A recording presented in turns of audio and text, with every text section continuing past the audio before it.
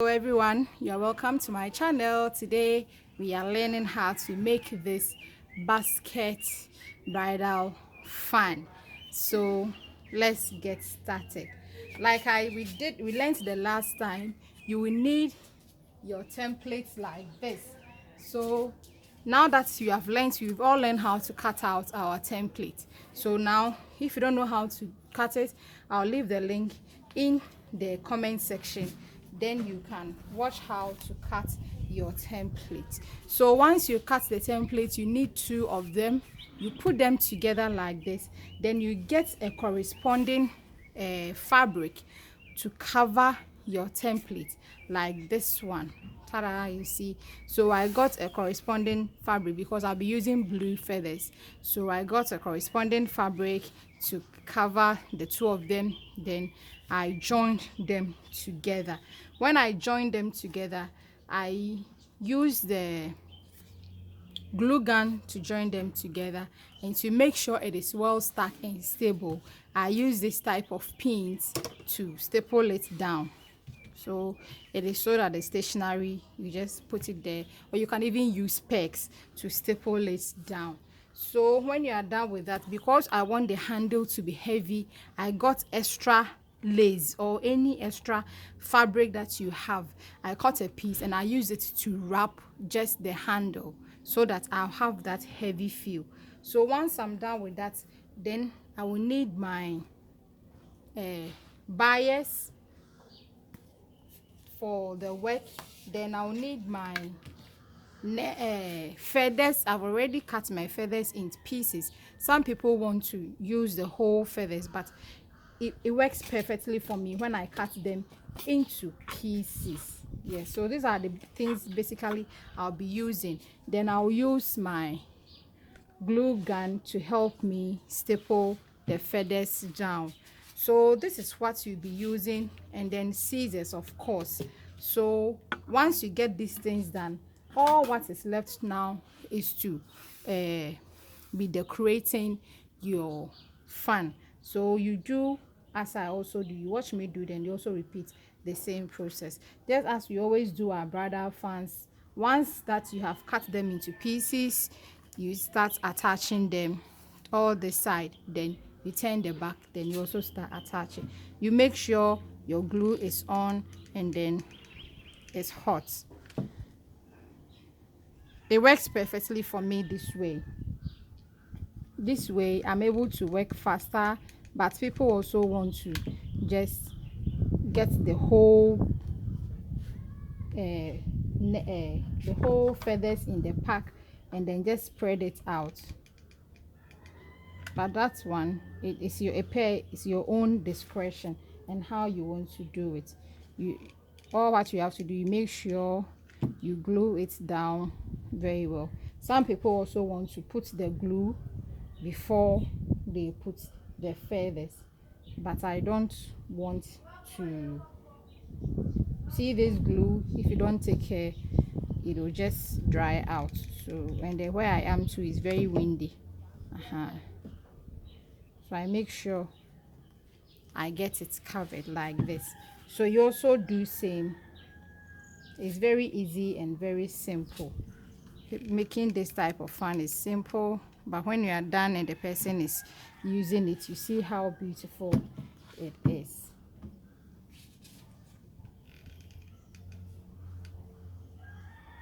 So you also keep doing.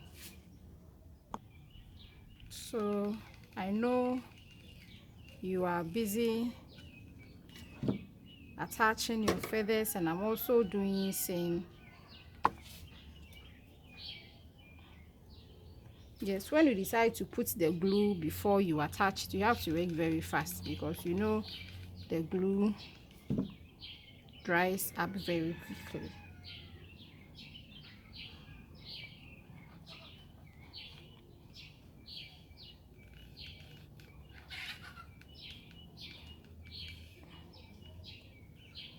We are covering up the spaces because you'll be using the trimmings to complete the work to make it beautiful. So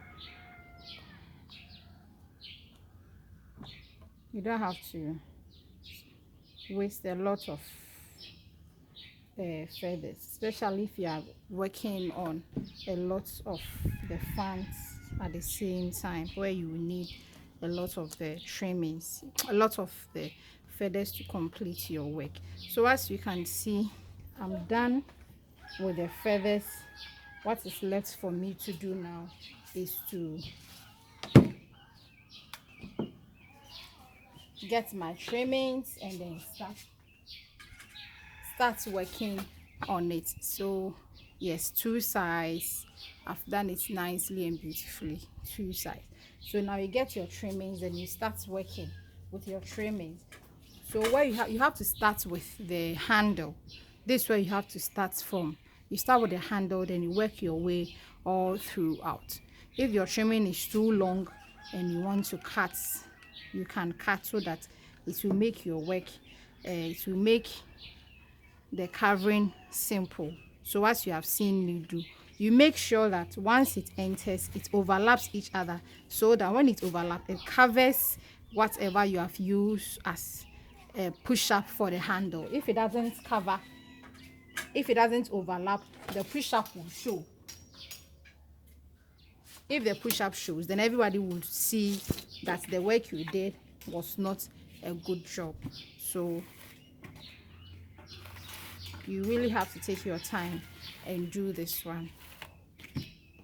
Yeah, so you see it has overlapped. It overlaps and then it covers the blue lace that I've used to cover or to push up the handle, so that you don't really,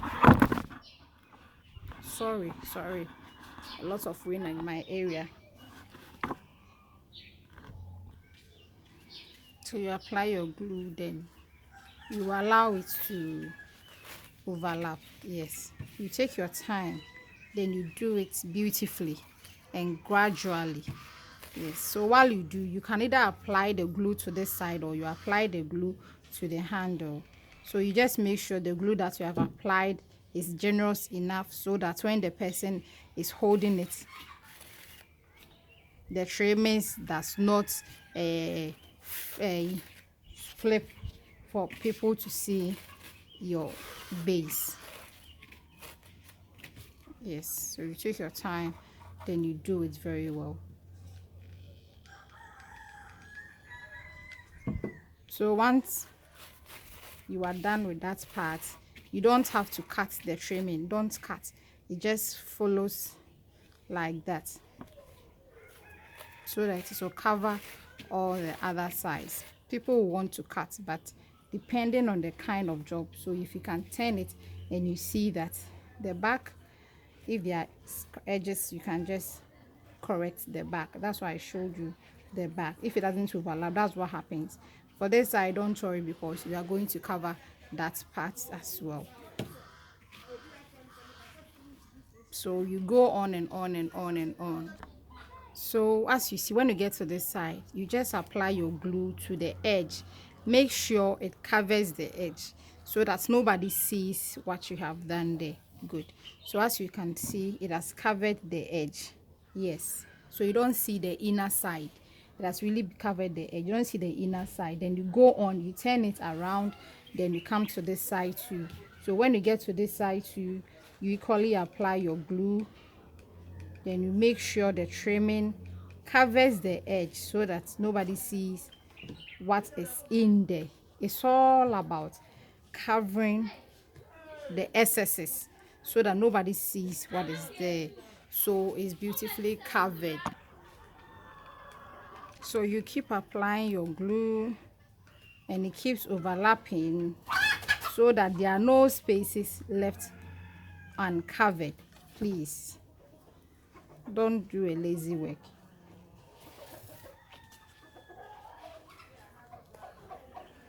That is why I didn't tell you the length of trimming I'm using, because it depends on how wide. So now you see we have gotten to the base of the feathers.